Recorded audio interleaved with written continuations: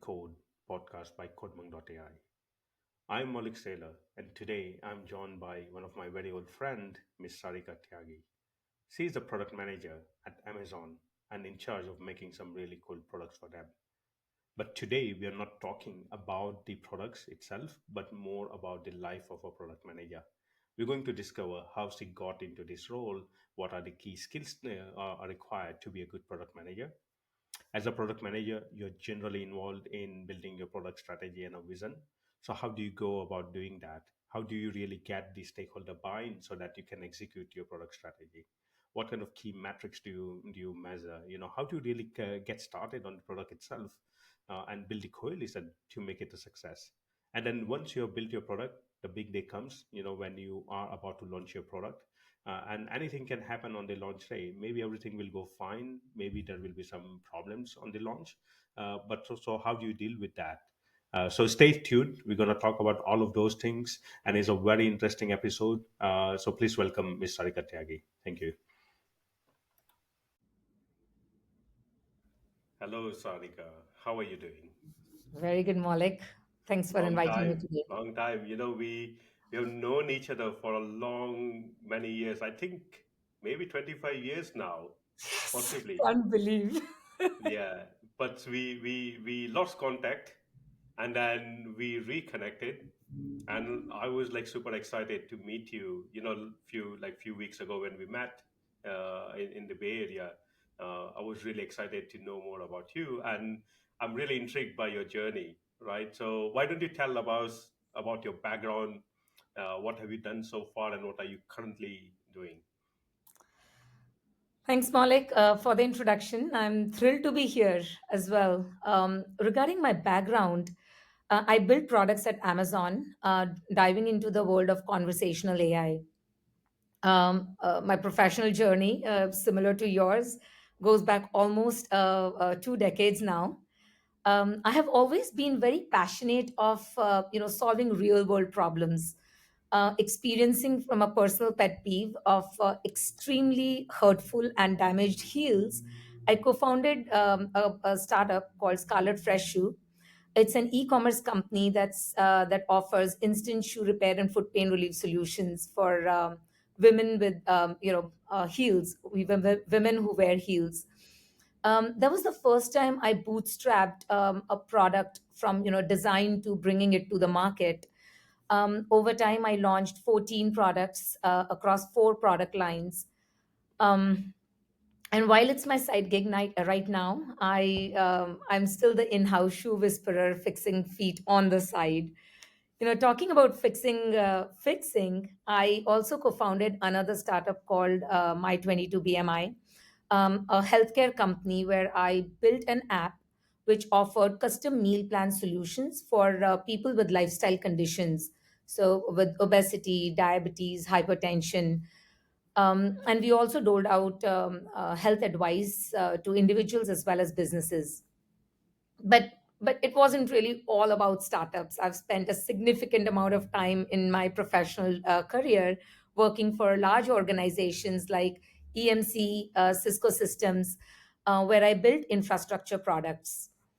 I also channeled my inner engineer working for Cameron, where I built large oil processing equipments for companies like BP and Shell. I finally landed at Capital One and Amazon, where I think I found my sweet spot. Here I build digital products for people that help them in their everyday lives. I feel I'm blessed to have worked across so many different industries, on so many different types of products. Like, I've worked for B2B products, B2C products, infrastructure products. I've worn a lot of different product hats in my time. That's great, and I can relate to you because I like similar to yourself. I have been involved in a lot of different product roles, B2C, B2B, government as well, actually. And once you start being a product manager, your thinking, your mindset changes, right? Yeah. Was it difficult for you to get into a proper product role, or it just came naturally for you? You know, that's such a good question because I think when I got into the role of, when I started off, I had certain product related affiliations in terms of the roles that I was working on, but they were mostly, I think in the beginning, I was working on product owner roles. And at that time, I didn't quite understand the distinction. And I think it was really a lot of on the job training and work where I learned to distinguish between, product owner versus a program manager versus a technical program management versus, coming into actual product management. um, I think, was it difficult? I would definitely say it was not a very straight line for me to get into a very specific product role, given that I dabbed into so many different industries. And product management means different when you talk about, physical product versus when you talk about really infrastructure product. There you're doing a lot more of that technical program management as well. So I would say for me, it was a lot of on job learning, transitioning, constantly willing to learn more, being curious about what was out there and what were the differences between the different roles. So I would say it was more of a natural progression over time. It was also a lot of curiosity that caught me from where I started to really getting into a very specific product role into in a digital space. That's great. Now, just building more on this whole product carrier, right? You've done a startup. You work for a lot of different organizations, right? And being a product person, one thing that a product person, like most important thing a product person should be doing is defining a product vision and a product strategy, right? Now, I have a thesis, right? Generally when you're working in a bigger organization, you talk a lot about strategy and, hey, this is what we want to do, this is how we're going to do, blah blah blah. You're really trying to sell your vision internally and get your stakeholder buy-ins, right?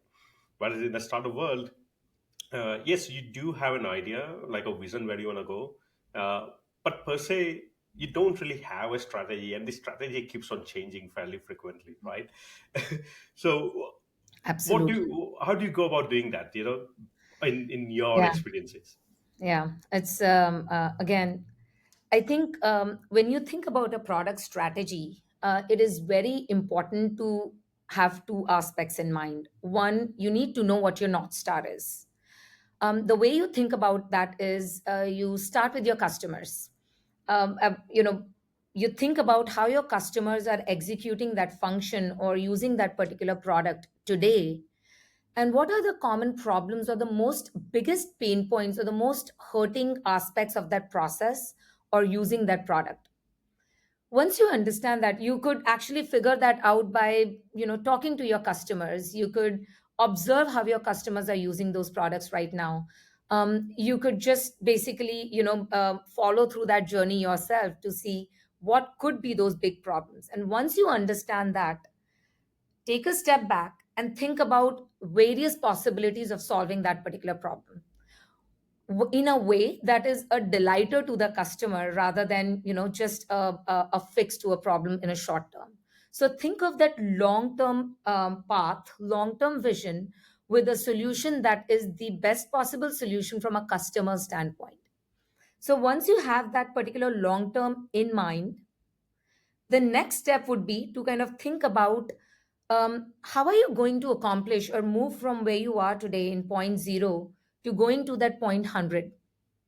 And that's when you want to break down that journey into smaller chunks, which is, and each of these chunks should be an initiative, should be a learning in itself, which means that you're kind of building into these milestones as you're kind of building these smaller components to really get to that end goal of it.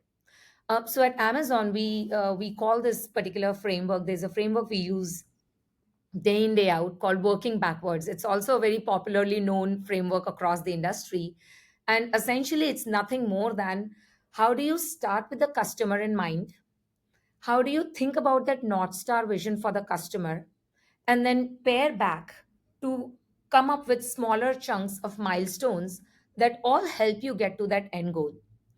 Now, talking about how do you make sure that you don't miss out, you don't kind of deviate, and stay on the course that's going to get you to the end goal, where the customers are really going to be delighted to be using your product. Customers are going to be compelled, in fact, over all the competition that exists, over all the alternates and complementary opportunities that exist to be using this particular product in specific. And a good way of doing that is, once you have your North Star, once you've figured out your milestones, make sure that you have a good set of metrics. These metrics, they are very important to define from a perspective that you want to make sure that you are thinking of what is that one metric that's going to make sure that you track your long term vision, but also what are those individual metrics that are going to help you measure the effectiveness and success of individual milestones that are helping you build go to that point. Let me actually use an example to share. Let's say you're building an app, right? And your app sells a product. Your end goal of that product is, as a business, or even from a customer standpoint, you want to bring the best products out there so that more and more customers are purchasing your product. Let's say that's your end goal, that you want to sell as much as possible from this particular website, selling the best products that customers would care about or would help them. Now, knowing that, what are the different components you would need to build? Of course, there are architectural components, and there's the tech architecture that you would need to build a scalable system. But thinking of it specifically from a customer and a product standpoint, the first thing that you would need is a lot of customers. You need customers to engage with your app, because when there are customers, they'll see your product and they would be willing to buy in future, hopefully, if they like your product. Once you have a lot of customers, the next step would be, you want to make sure that the customers have a reason to come back repeatedly and buy your product, which means you not only need a good customer experience on your app, you also need the right product at that time. And then finally, when you have enough customers coming, when you have enough of these customers buying your product repeatedly, then you're going to automatically get to that ultimate end vision of selling as much as you can with the customers that are out there. So that's your end goal. Now, the first step you started out was, hey, let's get some customers on my app. So you start designing your app and you say, I'm going to define customer engagement as somebody who comes in, enters there, creates a profile, and browses my app once. That's my customer engagement. And you say, hey, I'm going to build in a forceful UI for customers to enter their profile information. If you do that, of course, you're going to have customers who are going to come in, enter their profile, and they're going to engage one time because they are intrigued by your app. But at that time, you may think, oh, look, my engagement is really high because I have so many customers engaging and enrolling their profile information.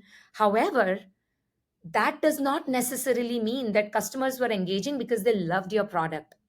It just means you engaged your customer because you created a UX that forced them to come to your app. So, in that moment, you may think, oh, that's a success. But is that success really taking you to your end goal of where the customers love your product and they want to come back and buy that product again and again? That's why having these set of metrics is so important, and having that individual metrics at milestone level, important to kind of connect back to that top level. So, to answer your question, how hard it is to really go back and say, am I staying on course, or am I sticking to the strategy, to something that customers are going to continue to like, what I decided today, to going to my end goal, which, by the way, could be a multi year journey.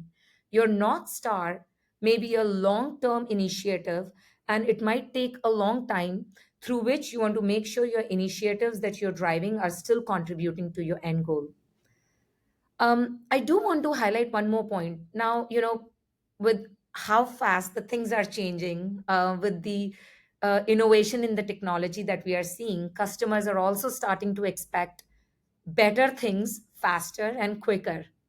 So how do you make sure that, whatever vision you defined for 2 years out, and whatever small milestones you're kind of leveraging and implementing right now, the customers will continue to want the same thing. And that's where having metrics around these milestones is super helpful, because you also want to get into that culture of continuous experimentation. What that means is, you launch something, you launched your you kind of are driving high engagement right now, you're focusing on engaging the customers, but at the same time you want to make sure you're figuring out from the customers, you're listening to your customers about the quality of your product. You're also at the same time looking at continuously looking at the rest of the journey, the customer journey, to see, are there any big pain points for which the customers are not going to be able to stick to your product or stick to your app. So you constantly want to iterate on your version of what you bring to your customer. You want to listen to the customers for any evolving feedback, for any existing feedback on the process that you have defined, any things that may have evolved in their expectations of their process or in their product as well. And you bring it back so that the next step that you're driving and the next milestone that you're creating incorporates some of that aspect. High level, you might realize that, even your long term, yes, you have a strategy in place, but even your long term might need to continuously be evaluated to ensure that, are there any changes based on the changes in the technology, in the customer expectations, or the customer behavior pattern. So that's the kind of process I would think about. Summarizing it down, you start with the customer, you focus on your customer needs, you make sure you're tracking data and you're measuring the success of your milestones that you're driving in terms of customer. And the third thing is, you continue to drive that culture of experimentation, so that you're constantly learning directly from the customers and evolving as you need to. So you are able to drive the value to the customers, and at the same time you're constantly able to create a clear roadmap that continues to excite your team as well. Just talking of these metrics and the data, right? Without divulging too much about your current job and any sensitive information, is there any interesting metrics that you track uh, on part of in your current job or in some other job, right? Yeah. And I can tell you one that I used to track in one of my corporate jobs. Um, so in one company I was working at, so we had the main product, the platform, and then we had a like a community or a forums that no one was really monitoring, but we had some data being collected behind that. And what we found, so we had a very good data team whose job was to just keep crunching all the data and bring any insights. And what we found, that people who were more engaged in the forums were actually more profitable overall on the core product, right? And then the whole plan was to sunset the forums and all, and save some cost. But when we came back with this insight, the business decided not to kill it and instead actually start investing more into the forums, right? So that was one of the surprising insight or data insights we had. So something like that, are you can you talk about something? You know, I would love to give you one single metric. That's a magic metric for, what, for all products or across all products. I would say that I do not believe that you can just pick a metric and say, hey, this would be applicable to all products. Sure, like if you think about the metrics funnel, really, you kind of start with the top of the metrics. You do the engagement, you do the stickiness. Like, if you just follow the specific metric framework, that you want to have metrics where you are kind of driving the engagement or measuring the engagement of your customers. As you move forward along in that journey, you want to measure the stickiness of your customers, which is the repeatability of the same customers coming, more customers coming, and then they are repeatedly coming. How often are they coming? how much time are they spending, because that would be directly related to the value that the customers are getting. And then finally, whatever is your monetization model, right? If it's purchasing, if it's your OPS, if it's the number of purchases that you're driving, whatever that monetization metric be, you're tracking that aspect of it. um, I feel like the metrics are going to be different. Like I was mentioning, in the specific stage or a phase of a product that you are in, and in the specific funnel stage, especially that you are in, and then you'll always have that end goal metric. What I would say is you always want to have balancing metrics. For example, and not just in one particular project or in one particular role, but something that I have seen across the products, across actually product types also. Whether it's a B2B, B2C infrastructure, whatever it is, you'll always want to have balancing metrics. You don't want to just kind of target revenue or OPS as your metric, because then what happens is when you become like a mono focused, you kind of lose the sight on, you may lose the sight on customer standpoint. Or if you just continue to focus on customer metrics, hey, is my customer engaging, are they is there enough retention? There may still be something that you want to track from a monetization standpoint, if that's really what you are trying to track over there as well. So I think it would be unfair almost to say, hey, I have one metric and this is the metric I want to track across. You want to really track through your North Star, you want to track through your phase of your project that you are in, and you want to make sure that there's a balance of the metrics that you're bringing, and you're measuring. Yeah. Just moving on a little bit, right? Typically, within the corporate world, you're always fighting for budgets. You always want to maximize the investment in your product. And your stakeholder support, your project sponsor, your commercial sponsor, your strategic priority of the company might be more relevant, right? So how do you go about building the coalition of your supporters to make your product a success? Sometimes some of these side projects that no one is thinking about turns out to be really good success story for a lot of companies, right? There are plenty of examples like that. I believe Twitter was like that, right? Twitter was supposed to be like a meeting, like a notification on some meeting rooms, something internally, and then it became like a global platform that we know, right? So how do you go about building this coalition, your product, supporters? Yeah, it's I would say this is one of the continued struggles. No matter what role, how much experience a product manager has, because every project is different, every situation is different. What I mean by that is there may be some initiatives that have a huge amount of visibility across the organization, and it's almost like a top-down alignment coming from the leadership, suggesting this needs to be done. That there are going to be more obvious ways of alignment over there. However, there are very far and fewer of those projects, because there are only few of those that get really high level visibility. But a lot happens, lot needs to happen, not only to kind of mobilize some of those high level initiatives, but also to mobilize other initiatives which happen across the spectrum through the organization. So, yeah, I align that this is one of the bigger challenges that I have personally also faced in my career, through the companies, through the industries, working on different products.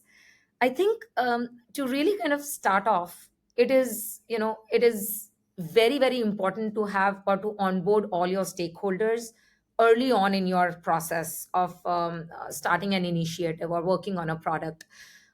Especially like, because the stakeholders may have very diverse backgrounds, they may have different goals, they may have different metrics that they are tracking, and which does not align with what this initiative can help them with.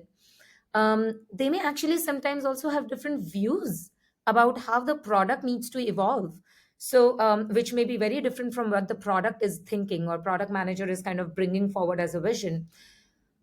Given all of these different possibilities which create headwinds in getting that alignment, um, a, a lot of times what you'll see is valuable resources, they get misguided, and the entire product actually can be at a risk of going through that execution phase. So some of the things that I have personally followed, and have seen my fellow product experts follow, is the number one thing, the first thing that's important is creating that space of transparency and communication. What that means is, hopefully by the time you're thinking that you have a product you want to start working on, you've already done your product strategy, or you have a certain vision that you're bringing forward with the stakeholders. Sometimes even actually before that, while you may have an idea, you brought maybe like a one pager to your stakeholders suggesting, hey, this is what we want to build forward. um, Create that level of transparency to say, hey, this is what we are trying to build. Here is the reason why we want to build it. And we talked about data earlier, but I want to highlight a particular point over there, that whenever you are thinking about your product strategy, make sure you're thinking from two different perspectives. One, you want to bring in the data, the quantitative data, which basically suggests the what is the problem, that hey, you have an existing product and we have a high drop off rate from our customers. I have a problem there. Or there is this huge market which is untapped. There is no product available, and here is how big of a market this is. So you're bringing this quantitative data, which is essentially telling you how big this problem is, and is it worth pursuing. And then the other aspect of it is bringing the qualitative data, which is essentially the something that you can get by doing user research. You're talking to customers, you're reaching out to your customers, you're observing them and figuring out what exactly is the problem, why is this a problem for the customers, what are the reasons behind this problem. So hopefully when you've created your strategy, you've gotten the two aspects together, which is essentially what you would call as the justification of why I'm proposing that this particular initiative or this particular customer problem needs a resolution, and why we need to build a product for that. So it is extremely important to have this view when you're going to your stakeholders, what you want to build, why you want to build this, what is the customer point of view on why this is a problem, and what is your resolution, what kind of a solution do you want to bring forward for this. And of course, based on that, when you're talking to your stakeholders, you're obviously also mapping out some kind of a roadmap based on your milestones and other things that you have discussed. You also want to make sure, in addition to data and your milestones, you're also talking about bringing visibility to your initiative through several business reviews. You have business reviews across different teams, different organizations as well, wherever your stakeholders reside. You want to make sure that you're creating that visibility about the status, about the asks, the help needed, and the support that you are seeking for, to sparse this out to your leadership, the various leadership. The second thing you want to do is, you want to drive collaboration. Um, there's no shortcut to that. To drive the collaboration, you have to earn trust of your team members, which means that you want to be a bit more fluid in how you are going out to to your stakeholders. You want to kind of seek their input early on. So you don't want to go to your tech, for example, like, your definitely your close team, your design, your tech, after you have defined what your vision is going to be. Hopefully you're keeping them very involved and very engaged in this particular conversation from the start. You're engaging your design and your research to actually reach out to your customers. You're engaging your tech to actually understand the feasibility of implementing your vision and devising your solution in a more cohesive manner. And hopefully that's how you're also defining your roadmap and your milestones, keeping that tech feasibility into perspective. If there is dependency on other services, on other teams, on other subject matter expertise as well, you're bringing them along in that vision creation process, so they are able to also influence what that product ultimately continues or turns out to be. So I would say that even in the stakeholder mapping, they're going to be your inner circle of stakeholders, which is essentially your immediate team, your design, your tech, your marketing, your, if there is sales involved, if there are very close partner teams involved without whom you are unable to do your work, like your project will not succeed or will not see the light of the day. You want to bring those stakeholders very early on, collaborate with them in the beginning of the process.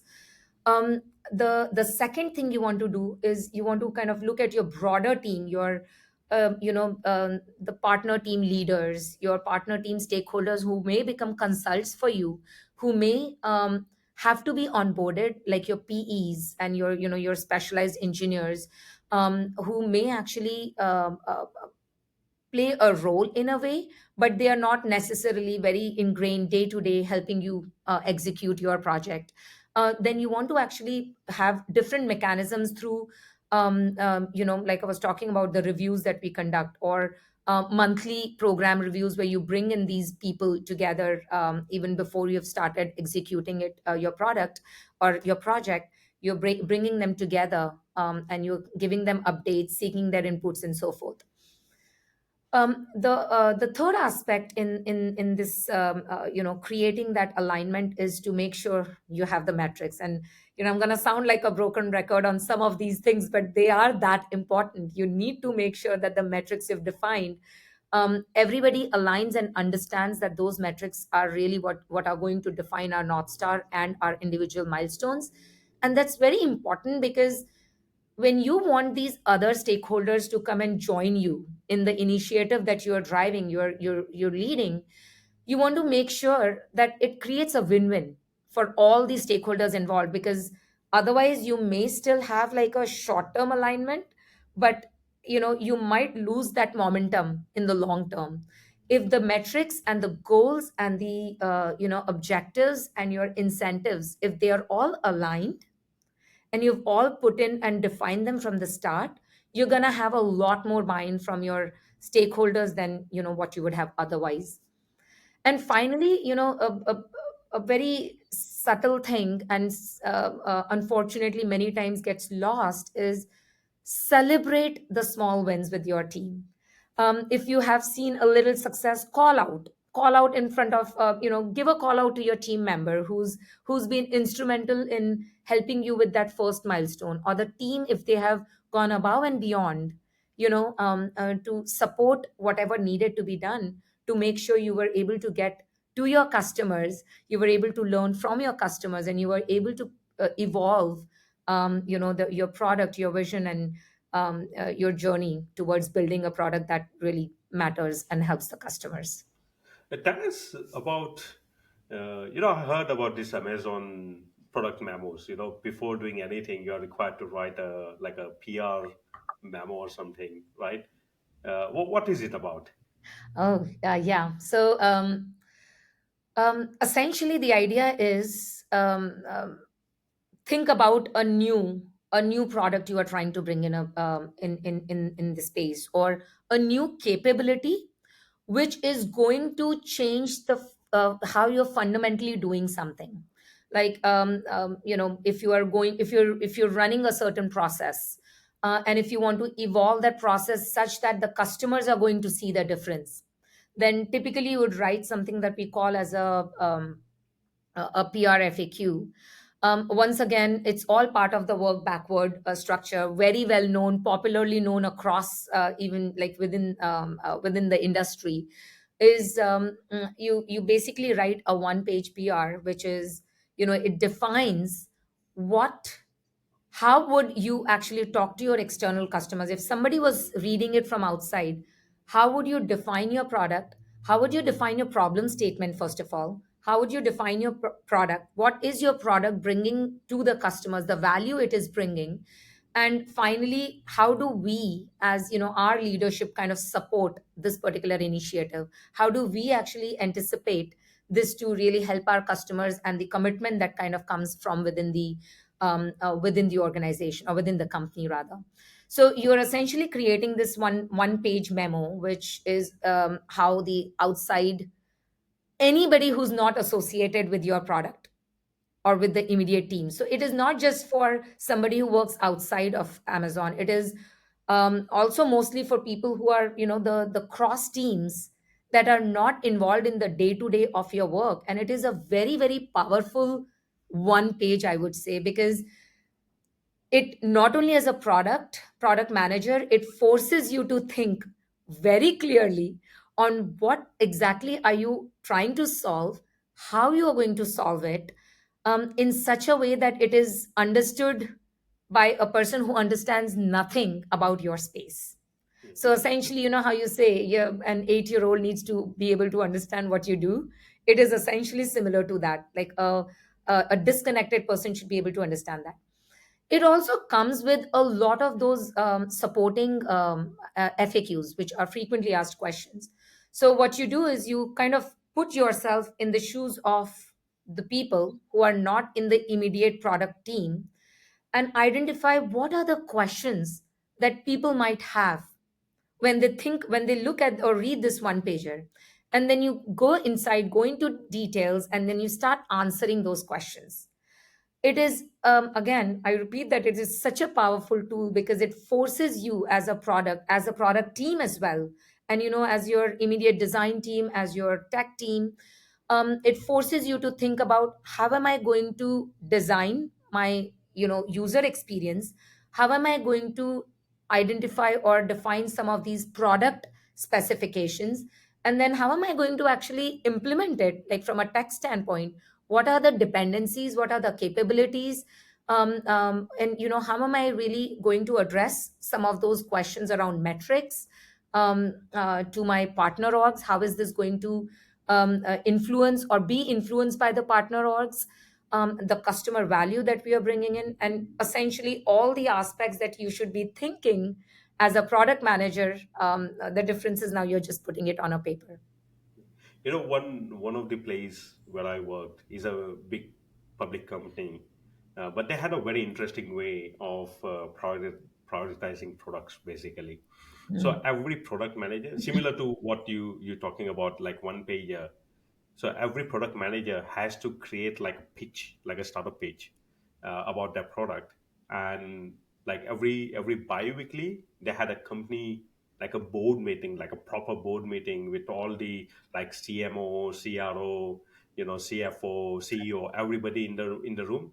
And you go in as a product manager and you pitch your product that, hey, this is my product, this is what I want to do next, this is what the cost will be, this is what the returns are going to be, and blah blah blah. And you're kind of like pitching like a proper Dragon's Den or Shark Tank kind of moment.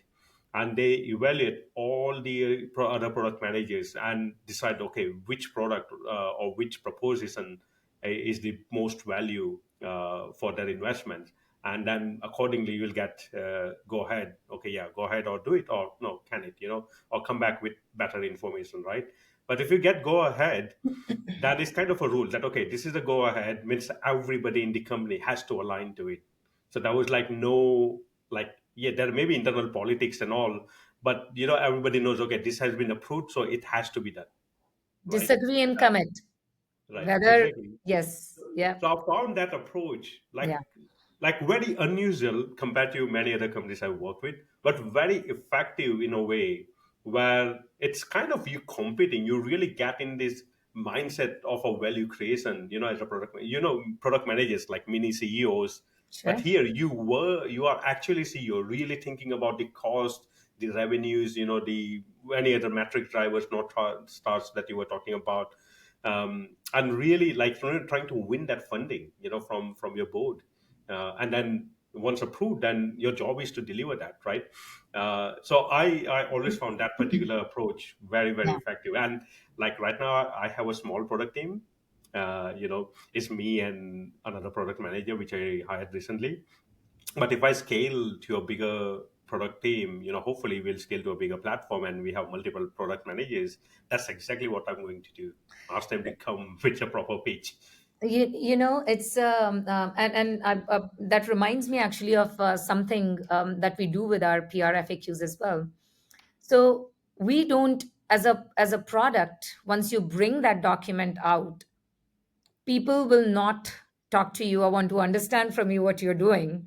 People would want to read through what you think you want to do, and Mm, make sure that the doc actually explains it all. So but I think just a different approach over there, that how do you, and then of course there'll be Q&A, there'll be additional questions, there'll be you'll always find those gaps, right? So additional discussions. But what that allows, and I actually love the approach that you're also sharing, is because what that does is it forces the product manager to think deeply. Because it's important to not just think broadly, but also very deeply, understanding and thinking about each of the different components that need to come together, from design, tech, metrics, performance, and all of those perspectives, to make sure that there are no loose ends. Because you might rather question and think through at this point, versus at a point when the customers start pointing out some of those gaps in your product, or worse yet, the customers just silently disappear because some of those key elements were missing and they were not as tight as they should have been. So fully Exactly, aligned with that. exactly. Like just moving on a little bit from our discussion, of course, we can go about talk a lot about defining your product requirements and all of those things. But after doing all this hard work, there is a moment when you are about to release your product. Now, I have been involved in a product launch which has gone really bad once. This was like right at the beginning of my career. I was fairly young, fairly new, and I was like my first PM job effectively, and things went wrong. Not something that we anticipated and like planned for or thought about. And at the same time, recently, like I'm sure you know about ChatGPT and OpenAI, right? They were not sure whether to launch the product or not, All and right. they just thought of launching it, and it's like exploded. That we know. Uh, tell us about some of your product launches. What do you think about? What do you plan for?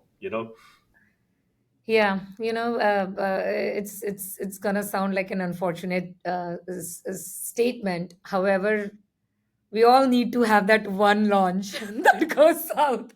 However, it's also true that there are many.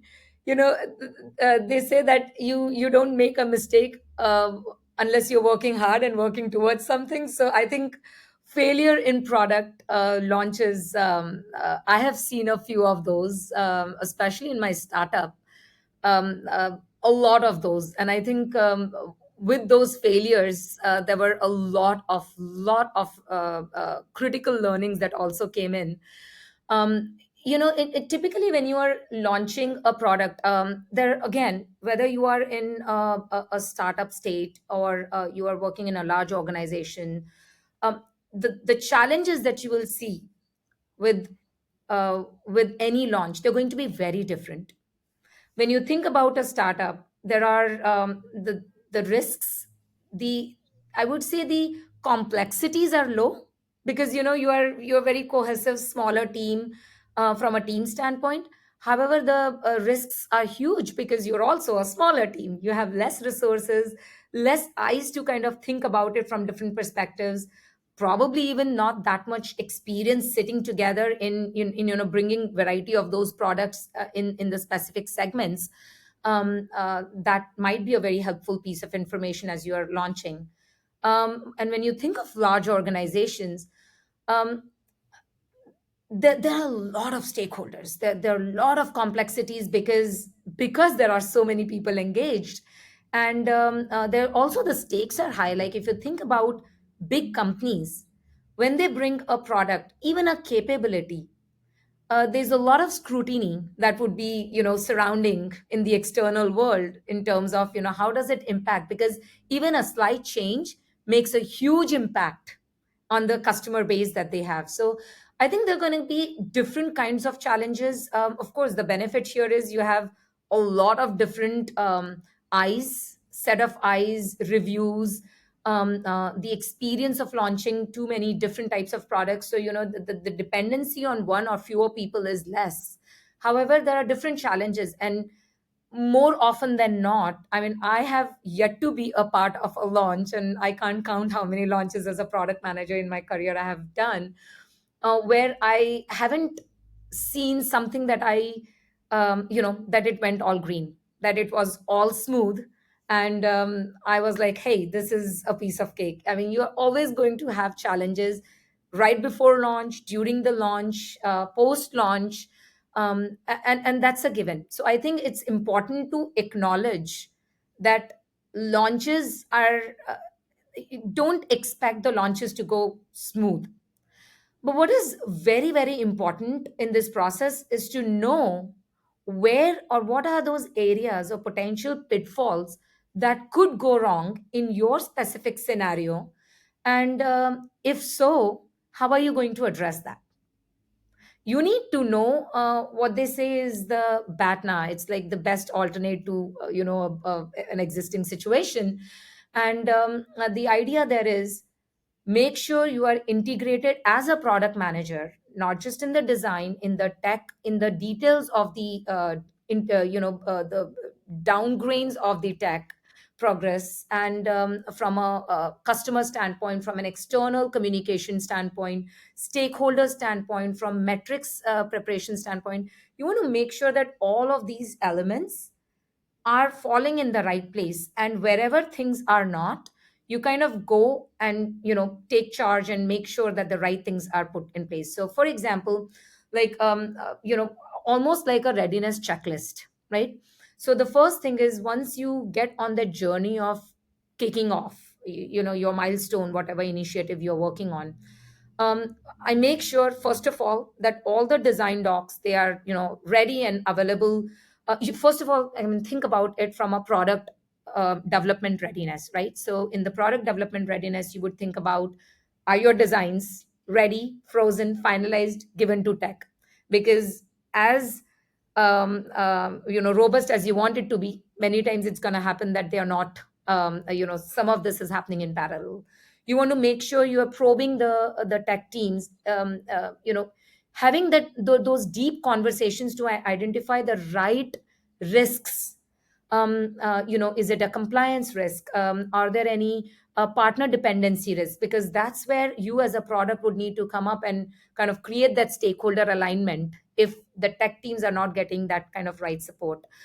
You also want to identify, make sure you've identified those risks. You want to identify any exceptions. You had your requirements document, but you will also find that there are exceptions along the way that you may have to make. And as a product, you are making those trade-offs to make sure, is this something that's a non-negotiable thing, or is this something that can be a fast follow-on? You want to also ensure that the your tech team, your design, your marketing, all of these people are unblocked from any stakeholders and partner teams. Your test plans need to be there, and you need to have your launch plan. Whether you're launching it as an experimentation in a web lab, or you're going all out, and kind of in a staged way. You want to make sure you understand what your launch strategy is going to be. So that kind of all relates to your product development readiness. um, there comes, if this is depending on the type of product it is, you may have external communication that to your maybe do a PR, maybe you need to reach out to your to your customers, maybe to your external partners. Whatever that is, have the right communication. Whatever questions you think that you anticipate those, put together a formal responses for them, and make sure you're circulating and bringing that out as visibility ahead of time. You make sure you're also doing your analytics readiness. More often than not, what happens is, hey, metrics is going to come, it's going to come, and then here you are on the day of launch, and your metrics is not ready. Then you are either scrambling to do those ad hoc reports, which sometimes are not even effective, or you've not created the right data pipelines, which take time. Make sure you're doing that ahead of time. Work with the right stakeholders and partners to do that. And finally, make sure that team is aligned on your communication of your product, on how the launch is structured. You remember the launch plan I was talking about. Make sure the team is aligned on the launch plan. The teams that are immediately working within, so the tech, the design, the marketing, all of these are actually trickling it down to their leadership as well, in terms of how and what the plan is. And again, it can be a collective effort, but you need to make sure that your entire team is aligned, your leadership is aligned on what the plan is, and so forth. Mm. It's a checklist that you prepare, and after that, you have discussed enough through these mechanisms that if things are going to fall off, you have backup plans on how you are going to address I that. think you need a checklist of all the checklist. That's true too. Uh, all right. We touch upon the open AI and chat GPT. Right now we are seeing a lot of AI stuff happening. The whole world is going crazy about that. There's a lot of startup investment as well. We see investment backing some crazy AI startups. A lot of talks going on about, roles becoming redundant. Developers may no longer have their jobs and whatever, right? I want to ask you two questions there. First, like on development side, there is a Copilot and other tools out there which can help developers do better programming. But do you think of any tools or any technologies currently out there or in development that can help a product manager better in doing their jobs? Yeah, there are so many different tools. Like, I was a while ago. I was doing a research on. I just Googled. In fact, I went to Bard and I asked what are the different tools. There were so many tools, and in all in very different spaces. Like, I'll give you a few examples. When you think about the user research that we conduct today, it's a very manual process. You go, you prepare a launch, you prepare a research plan, you go talk to your customers, you listen to those videos, you prepare, you interpret that resolution, and then you prepare the report on what the customer's feedback was. All of this, imagine, happening through automated tools. That's kind of one thing that's kind of coming along. The other aspect is, in the space of just AI for all product managers, where the product managers, earlier it was expected that if you are a product manager working in AI space, you need to understand, you need to be a lot more technical. But now, so think about, you're building an app and you want to bring in a chatbot, integrate into it. I mean, there's no way a product manager was going to do that. There would be engineers, there would be data scientists, you would be working with, and with along with the other teams. Now there are tools like, I think there's a tool I heard about that's called a Drift, and there are many of those tools, and there are many more coming up. Which essentially allows you to integrate a chatbot, like a drag and drop capability, within your within the app that you're building. Other aspect is, from a personalization standpoint, not so much of a tool per se, but I think um, uh, that's gonna be a big thing, where there's a lot of these. Earlier what used to happen is people, the products would take in explicit signals from the customer, asking very specifically, hey, what are you looking for, what kind of a product do you need, so that you would give a recommendation back. But now there are all these implicit signals that are possible to really evaluate, given the growth in the technology that we're experiencing, so that now customers, or product managers, or the product teams are able to use these implicit signals to give those recommendations, make give the recommendation that is going to work for this particular person, or the deals or the personalized experiences that you offer to them. And finally, along the same lines, it's going to be increasingly important, and this is one point I want to bring up. As you build your products, and as you make them more AI driven, it's going to be very important to make sure that um, you're bringing in the right level of explanation to your products or your recommendations. It's not the same now that I go to a salesperson, I give them my requirements, they give me a product and explain why. Now that job is happening online in your app. Mm.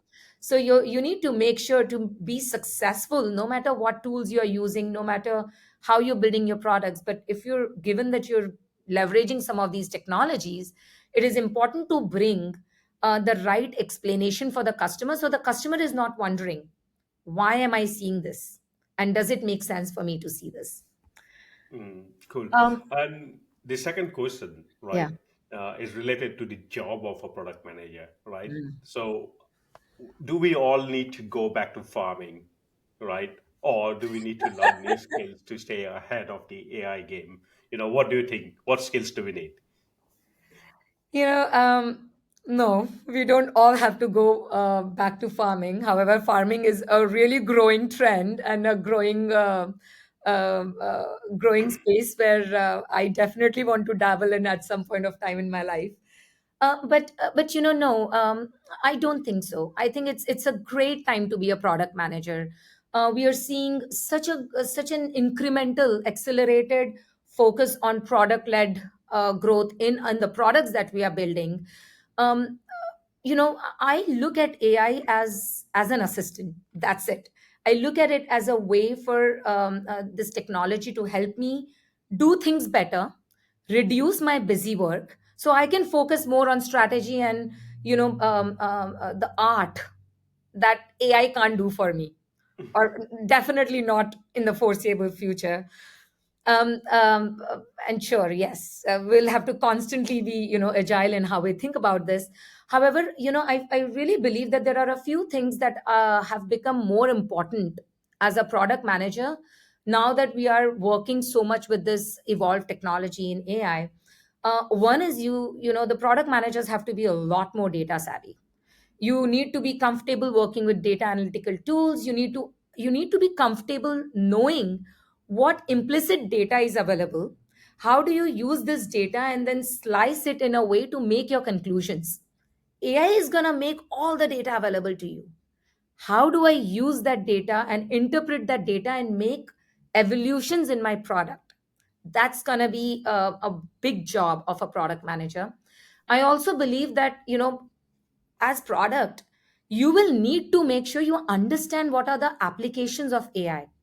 How do I use AI? What kind of models do I use? um, do I know how this model is generated, so that the bias in the model is clearly understood? I need to understand the inputs that are going into my models that I'm using to create my outputs.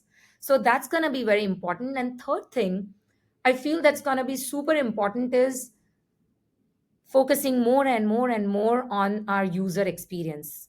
You There was earlier, we used to spend a lot of money on marketing so that we would bring more attention to the customers. Now we are moving into the area where you want to focus and spend more resources on actually building a product which is focusing on the customers, so that there's a organic growth and customers would want to come back to that product and use it. In all of this, I cannot, and I think about this every day, but I cannot stress enough the importance of keeping and building responsibly, using AI responsibly, where you're building the products that are the keeping the customer data safe. You're building the products that are not biased in the models that I was referring to.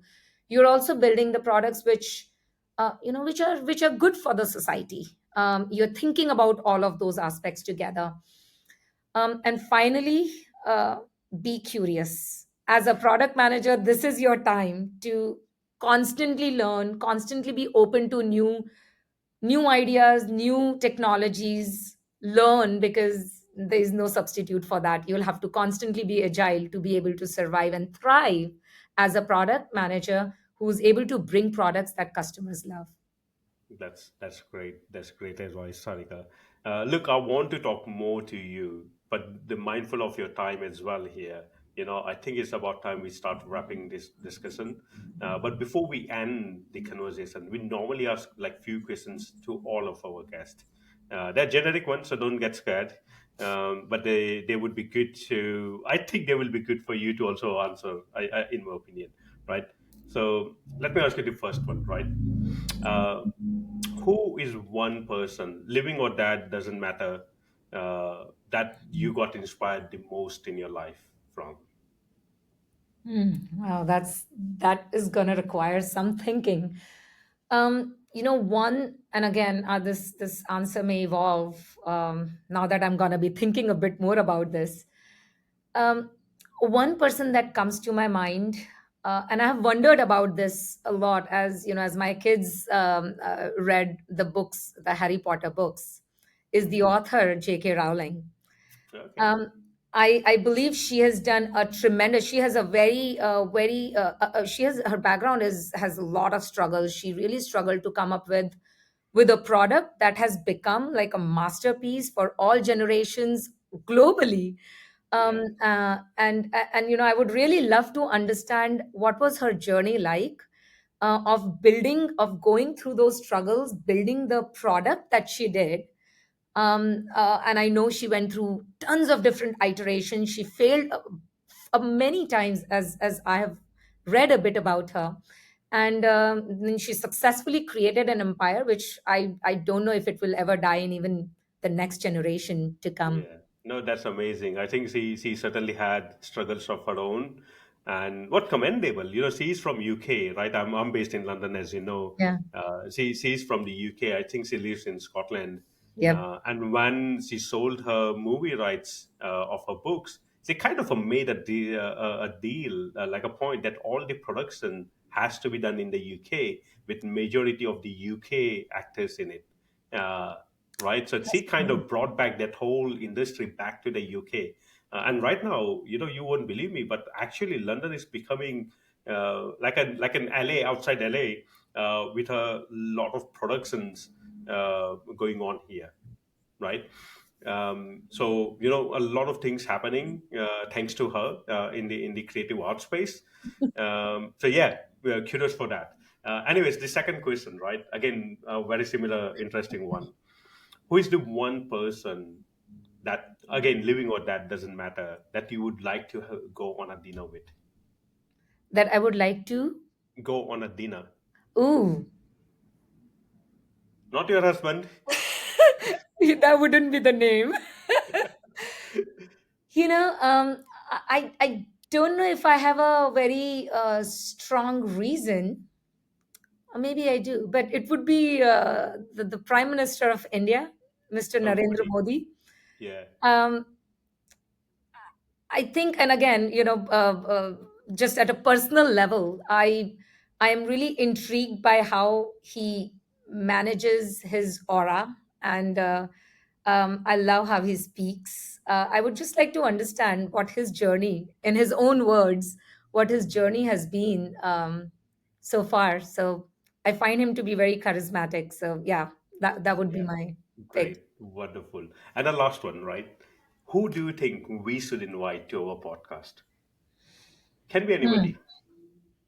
I'm going to have to think about that, Malik. This one is probably a harder question. There are a few people that come to my mind. Jeff, don't Let me say get Jeff back to you Bezos. on this. Do you want to mention Jeff? Jeff Bezos. I would actually like to go with him first. Okay, cool.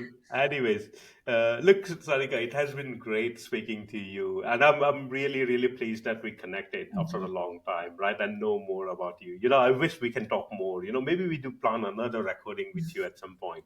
But thanks a lot for making time for us and our audience. It's a really great to talk about your journey, the products you have been involved with, and what you really go about thinking about the products that you're building and how you really go about doing things behind the scenes, right? And I think a lot of general audience B2C don't really understand the hard work that goes into making a product, right? Yes, there is an engineering team, there's a lot of other stuff going on, but just the amount of thoughts you need to put in to make a great product, it's not something that I can easily describe in words, right? And some of the great product managers that even I know personally of, they are like super great, like super like talented individuals that are from another planet, not from this planet. So thanks a lot, Sarika, and all the best for your journey. And to our audience who are joining us today, thanks a lot for making your time. If you want to listen to more of this podcast, then do subscribe to YouTube and Spotify channels or to our newsletters. By the way, there is a small announcement. We're changing our brand name from codemang.ai to notchup.com. So in a few weeks' time, our domain is going to change. So just make sure you bookmark the new one. Thanks a lot, guys. Thank you very much. Thank you, Malik. Thank you.